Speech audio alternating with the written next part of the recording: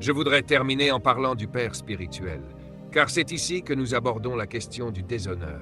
Certains viennent me voir et me disent « Pasteur Miles, vous êtes mon Père ». Eh bien, c'est merveilleux. J'aimerais pouvoir servir chacun de vous de cette manière. La paternité spirituelle n'est pas un choix personnel. Je suis votre pasteur principal. Je suis donc automatiquement le père de cette maison. Et si vous faites partie de cette maison, alors je suis votre père spirituel. Cela signifie que je vous nourris spirituellement. Deuxièmement, la paternité spirituelle est une nomination divine. Je n'ai pas choisi d'être ce que je suis. J'ai été destiné à cela. Troisièmement, la paternité spirituelle est accompagnée d'une onction particulière. Autrement dit, la capacité d'accomplir le travail d'un père vient de Dieu. N'essayez pas de rivaliser avec moi. N'essayez pas d'être moi. Il y a sur ma vie une grâce que vous ne pouvez pas simplement acquérir. Vous ne pouvez pas la désirer et penser qu'elle viendra automatiquement sur vous. Et je le dis à tous les pasteurs présents. Écoutez, je suis moi-même un homme appelé par Dieu. Il existe une onction qui accompagne une mission, et cette onction ne peut pas être copiée. Vous devez honorer cette onction. Quatrièmement, les pères spirituels ne sont pas parfaits. Je ne suis pas parfait. D'ailleurs, si vous trouvez un pasteur parfait, faites-le moi savoir. J'irai moi aussi dans son église. Votre père n'est peut-être pas parfait, mais il demeure le père que Dieu a placé à cette position. Cinquièmement, et c'est très important, les pères spirituels ont le pouvoir de vous protéger ou de prononcer une parole qui peut vous atteindre. Souvenez-vous de Moïse et de sa sœur aînée. Vous voyez ma grande sœur ici? Elle est très intelligente. Myriam était plus âgée que Moïse. C'est elle qui changeait ses couches lorsqu'il était bébé. Mais un jour, elle commença à penser « Attends une minute, j'en sais plus que toi. Je suis plus âgé que toi. Dieu peut aussi me parler. » Alors Dieu dit « Je vais la frapper. » Et Moïse dut intercéder pour la sauver. Le Père spirituel peut réellement vous protéger contre votre propre folie devant Dieu. Sixièmement, honorer les pères spirituels vous protège et vous donne une longue vie ainsi qu'un ministère durable. C'est pourquoi je parle toujours d'Oral Roberts. Je parle toujours de mon père spirituel, Matt Monroe. Je parle de Turner. Je parle de Nelson. Pourquoi? Parce que ce sont les pères de ma foi. Je parle du docteur Horton. Pourquoi? Parce que je veux vivre plus longtemps qu'eux. Et même lorsqu'ils seront morts, je continuerai à les honorer. Certaines personnes quittent cette église, puis elles vont prêcher ailleurs sans jamais mentionner mon nom. Elles enseignent, ouvrent des écoles, mais ne reconnaissent jamais d'où elles viennent. Pourquoi? Parce qu'elles pensent que si elles ne mentionnent pas leur père spirituel, elles auront un ministère indépendant. Un ministère indépendant est une folie. Vous venez forcément de quelque part. Moi, je viens d'Oral Roberts, je viens du docteur Horton, je viens de T.L. Nelson, ce sont mes pères. Vous ne devez jamais oublier votre père. Pourquoi? Parce que c'est ainsi que votre ministère dure longtemps. Lorsque mon frère d'Atlanta est tombé, j'ai reçu le premier appel. Et ma première question fut « Qui est son père spirituel ?» Personne n'a pu répondre. Là où il n'y a pas de père, il n'y a pas d'avenir. Voilà pourquoi tant de ministères échouent. Ils n'honorent pas leur père. Je sais que je suis bahaméen. Je sais que je viens de Bandtown. Mais il n'en demeure pas moins que je suis votre père spirituel. Quand quelqu'un vous dit « Tu parles comme le pasteur Miles », n'en soyez jamais honteux. Répondez « Bien sûr que je parle comme lui. Il est la racine. Moi, je suis la pousse. » C'est cela qui protège votre ministère. Lorsque l'on m'invite quelque part et que je ne peux pas y aller, j'aimerais parfois vous envoyer à ma place. Mais je ne suis pas toujours certain de pouvoir le faire. Parce que la première question qu'on me pose est toujours « Recevrons-nous ce que vous enseignez habituellement ?» Voilà leur préoccupation. Si j'envoie un remplaçant, il demande « Enseignera-t-il ce que vous enseignez ?» Pourquoi? Parce que c'est le contenu qu'ils recherchent. Ils veulent recevoir ce qui vient de la racine. Citer souvent son père spirituel protège votre ministère. Jésus disait constamment « Je ne parle pas de moi-même. Je dis seulement ce que j'entends mon Père dire. » Vous pourriez penser qu'il aurait voulu être original. Mais il disait « Parce que le Fils honore le Père a donné toute autorité au Fils. » Quelle vérité! Celui qui me reçoit, reçoit mon Père. Les paroles que je prononce ne sont pas les miennes. Ce sont les paroles de mon Père. Voilà l'honneur. Et ensuite le Père déclare, « Celui-ci est mon Fils bien-aimé, en qui j'ai mis toute mon affection. Je lui donnerai les nations. » Voici maintenant la dernière partie que je veux vous montrer aujourd'hui. Voici comment on déshonore son Père. Premièrement, la familiarité. Écrivez-le. J'ai déjà entendu des jeunes et leur père ou leur mère par leur prénom. C'est une attitude démoniaque. N'appelez jamais votre père par son prénom. Ne devenez jamais tellement familier avec votre père qu'il ne soit plus qu'un simple ami. Il peut être amical, mais il n'est pas votre ami. La familiarité est une forme de déshonneur.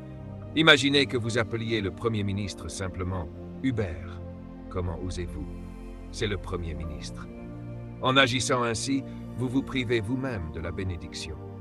Ne permettez même pas à votre fille de vous appeler par votre prénom. Êtes-vous devenu fou? Ma mère, que Dieu bénisse sa mémoire, si nous avions seulement imaginé l'appeler par son prénom, elle nous aurait immédiatement repris. Tu as perdu la tête? Les gens viennent parfois m'appeler simplement Miles. C'est leur choix. Cela ne change rien pour moi. Mais si vous êtes sage, vous choisirez de m'honorer. Applaudissements. Ne devenez jamais trop familier.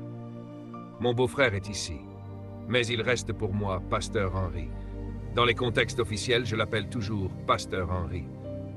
Quand je lui écris un courriel, je commence par Pasteur Henry. Il est pasteur. Il est plus âgé que moi. C'est mon beau-frère. Mais il demeure Pasteur Henry. Deuxièmement, vous déshonorez votre père lorsque vous le traitez comme une personne ordinaire. Ne le traitez pas comme tout le monde. Honorez-le davantage que les autres. La Bible dit « Rendez honneur à ceux qui enseignent la parole ». Troisièmement, vous déshonorez votre père par le manque de respect. Le manque de respect peut s'exprimer dans les paroles que vous prononcez devant lui ou simplement dans le ton que vous employez. Quatrièmement, vous déshonorez votre père lorsque vous le considérez comme acquis, lorsque vous diminuez sa valeur. Êtes-vous en train de déshonorer votre père? Cinquièmement, vous déshonorez votre père lorsque vous minimisez son onction. Moi aussi, j'ai une onction, tout comme lui. Attention, vous n'avez pas la sienne. Souvenez-vous de Myriam. Elle avait son propre ministère, elle chantait, elle jouait du tambourin, elle dansait, mais un jour cela lui monta à la tête. Elle dit « Je veux la même onction que Moïse. Dieu peut me parler exactement comme il lui parle. » Ce n'était pas vrai. Dieu ne lui parlait pas de la même manière. L'onction était différente. Certains disent « Je peux faire ce que fait le pasteur Miles. » Vous pensez pouvoir faire cela? Cette responsabilité pourrait vous détruire. Ne minimisez jamais l'onction d'un père. Sixièmement, vous déshonorez votre père lorsque vous mettez l'accent sur ses faiblesses. C'est exactement ce qu'a fait le fils de Noé. Il a exposé la faiblesse de son père. Et il fut maudit. Vous connaissez certaines faiblesses de votre père. Vous connaissez aussi celles de vos pères spirituels. Allez-vous devenir un colporteur de commérage? Honorez-les, ne les déshonorez pas. Une autre manière de déshonorer un père consiste à vous comparer à lui. Encore une fois, souvenez-vous de Myriam. Je peux faire ce qu'il fait. Je peux faire ce qu'elle fait. Je ne comprends pas pourquoi il agit ainsi. Moi, je ferai mieux.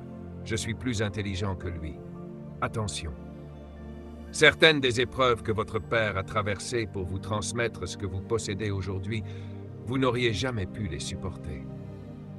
Mon père a élevé 11 enfants, et nous chantions tous. Nous aimions tous Jésus. Je ne sais toujours pas comment il a fait.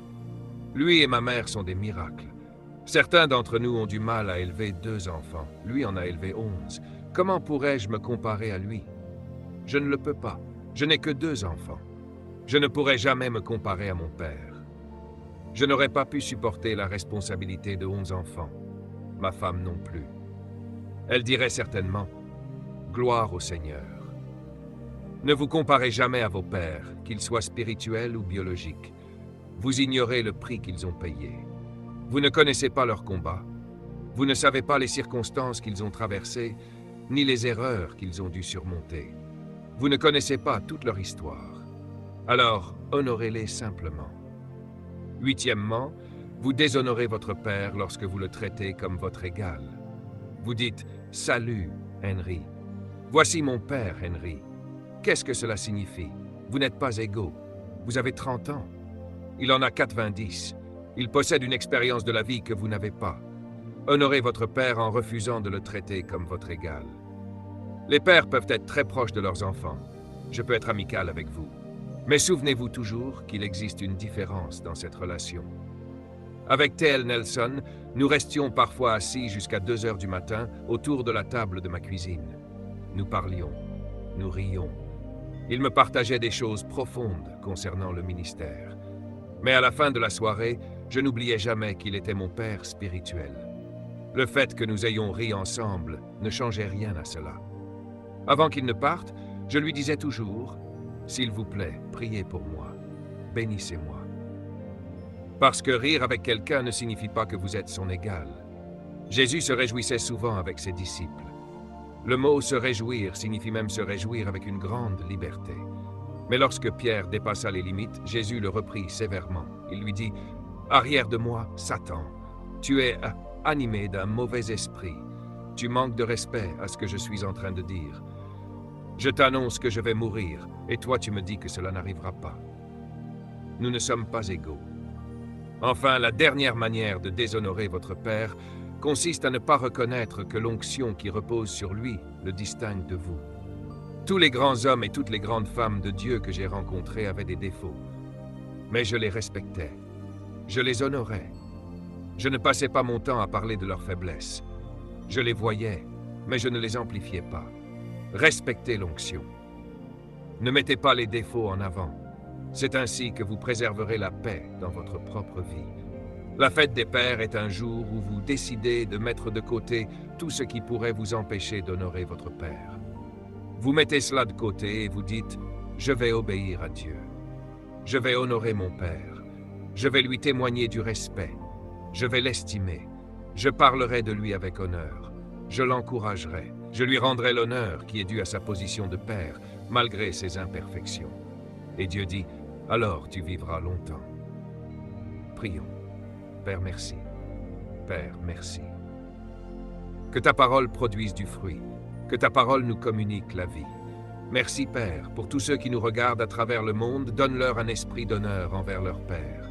Et à tous ceux qui sont présents aujourd'hui dans cette assemblée, accorde-nous un esprit d'honneur, afin que nous vivions longtemps et que nous obéissions à ta parole. Merci, Seigneur.